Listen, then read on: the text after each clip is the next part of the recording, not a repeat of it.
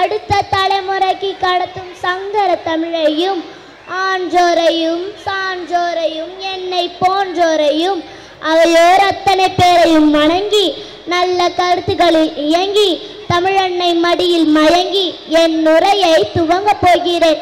எனது தலைப்பில் இறங்கி நான் ஏற்றுக்கொண்ட தலைப்பு அறிவியல் தொழில்நுட்பம் அன்றைய அறிவியல் கொடுக்காத கட்டிடக்கலையா சிற்பக்கலையா, அன்றைய அறிவியல் சொல்லாத மருத்துவமா வானியலா, எதை சொல்லவில்லை அன்றைய அறிவியல்.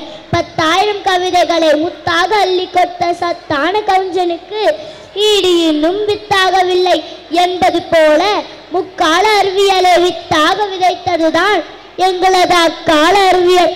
கிழக்கு செவ்வானம் காற்றை தரும், மேற்கு செவ்வானம் மழையை தரும், என்றைக்கு காற்றடிக்கும், எப்போது மழை வரும், எப்போது புயல் அடிக்கும் என்பதை பஞ்சாங்கத்திலே கணித்து சொன்னது அன்றைய அறிவியல். பூமியில் தனது அறிவோட்டத்தால் நீரோட்டத்தை பார்த்தார் எங்கள் பாட்டன். 1000 ஆண்டுகளுக்கு முன்பே எந்த ஒரு தொழில்நுட்ப வளர்ச்சியும் இல்லாத போதே சோழர் பரம்பரையின் பொற்கால ஆட்சியை கொடுத்தவன், கடாரத்தை வென்றவன் ராஜராஜ சோழன். வரலாறு வியக்கும் வண்ணம் தஞ்சை பெரிய கோவிலை செதுக்கினாரே. கோவில் உள்ள லிங்கம் 12 அடி, தமிழின் உயிரெழுத்துக்கள் 12, லிங்கத்தின் பீடம் 18 அடி, தமிழின் மெய்யெழுத்துக்கள் 18, கோபுரத்தின் உயரமோ 216 அடி, தமிழின் உயிர்மை எழுத்துக்கள் 216. 216 அடி உயரமுள்ள கோபுரத்தின் உச்சியில் 80 டன் எடையுள்ள கலசத்தை எப்படி வைத்தான் என்ற அறிவியலே திகைத்து நிற்கிறது. காவிரிக்கு கரிகாலன் கட்டிய கல்லணையில் பூச்சிகளை கூட பிளந்து பார்க்க இயலவில்லை.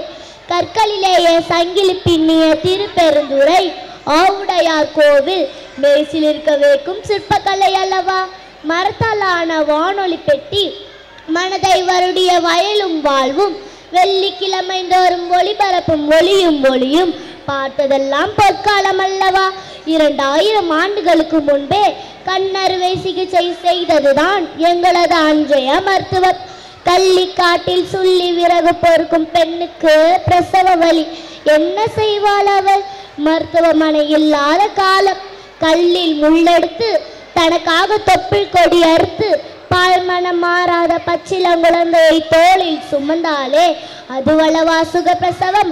அன்று மூளைக்கு வல்லாரை, முடி வளர்க்க கையாந்தரை, பல்லுக்கு வேளாளன், பசிக்கு சீரகம் இஞ்சி, கல்லீரலுக்கு கரிசலாங்கண்ணி, காமழைக்கு கீழா நெல்லி என்று சமையலறையிலே மருத்துவம் நடந்தது. அன்றே சூரியனை பற்றியும் சூரிய மண்டலத்தை பற்றியும் புறநானூற்று பாடல் மிக அழகாக விளங்குகிறது. பூமி சூரியனை சுற்றி வருவதையும் தன்னைத்தானே சுற்றி கொள்வதையும் திருமுருகாற்றுப்படை அன்றைய அவனுக்கு சொன்னது. அன்றைய அறிவியல் சொல்வதற்கு வானியல் நோக்கும் அறிஞர்கள் இருந்தார்கள் என்பதற்கு இதுவே தக்க சான்றளவா. அன்றைய அறிவியல் நாடி பிடித்து கர்ப்பம் சொன்னது, நஞ்சில்லாத உணவை கொடுத்தது, மாத்திரை இல்லாமல் தூங்க முடிந்தது, கைபேசி இல்லாமல் காலை கடன் செலுத்த முடிந்தது, உரைக்காத மிளகாய், புளிக்காத மாங்காய், கசக்காத பாகற்காய், சுரைக்காய் அளவு சுண்டக்காய் வந்தாலும் ஆச்சரியமில்லை, உள்ளே விதைதான் இருக்காது. அன்றைய அறிவியல் அன்பை கெடுக்கவில்லை, அவசரப்படுத்தவில்லை, ஆரோக்கியத்தை கெடுக்கவில்லை. அதனால் மதியால் விதியை வெல்ல முடிந்தது, வானத்தை வசப்படுத்த முடிந்தது என்று கூறி என் உரைக்கு திரையிட்டு விடை பெறுகிறேன். நன்றி.